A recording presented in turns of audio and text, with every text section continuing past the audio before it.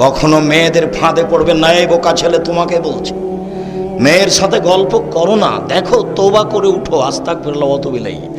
জিন্দেগিতে আর মেয়ের সাথে কথা বলো না। মেয়ে তোমাকে ধ্বংস করবে, তোমার বাপকে ধ্বংস করবে, তোমার বংশকে ধ্বংস করবে, তোমার জাতিকে ধ্বংস করবে।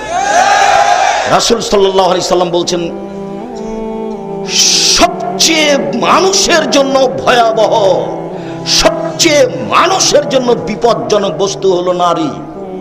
আমি মুহাম্মদ সাল্লাল্লাহু আলাইহি সাল্লাম ছেড়ে যায়নি কোনো বস্তু যেটা পুরুষের জন্য বিপজ্জনক হতে পারে নারীদের চেয়ে।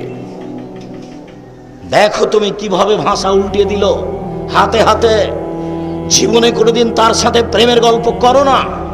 তুমি ধ্বংস হবে, তোমার বাপ ধ্বংস হবে, তোমার বংশ ধ্বংস হবে, তোমার বিদ্যা ধ্বংস হবে, তোমার জাতি ধ্বংস হবে। তুমি হিসাব করে চলিও, তুমি চিনতে পারোনি।